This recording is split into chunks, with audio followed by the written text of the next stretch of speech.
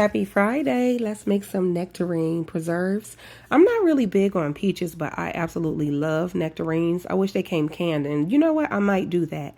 So I took 4 pounds of nectarines. I have 2 bags of these, and I diced them up really good. I separated them from the pit, and I actually saved the pits, and they have a little bit of that flesh still on them. I'm going to make a nectarine syrup, so I'll post that soon.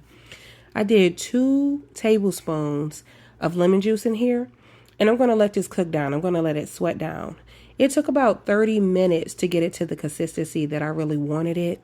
Once it started to sweat down a lot, I went ahead and I started to mash it up to release some of that natural pectin. And this is where it's at. So peaches are juicy.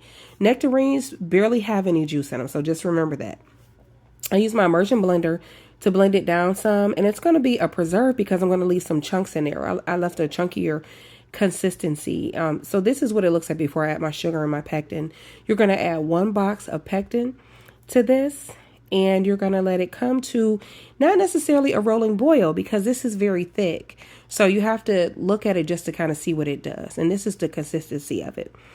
So what's going to happen next is it's going to start popping, and it's going to keep popping. Even when I try to stir it down, it's going to continue to pop. So that's my rolling boil for this.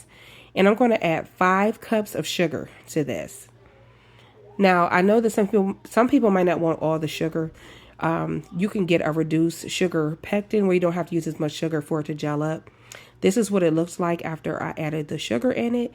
It is beautiful. Like, I love the color, and it tastes really good, and I love the chunks. So this is where I'm trying to get it to my rolling boil, where I will hold it at for a minute. I'm going to skim some of that foam off of the top of it. And after I got a decent amount of the foam off of it, I let it set and get to that rolling boil, as you can see, where you cannot stir it down. So you let it hold there for 60 seconds, 1 minute.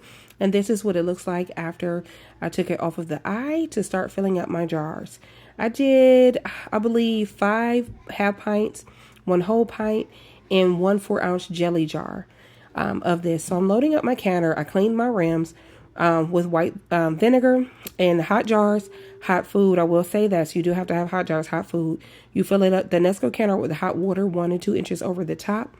And you water bath steam this for 10 minutes.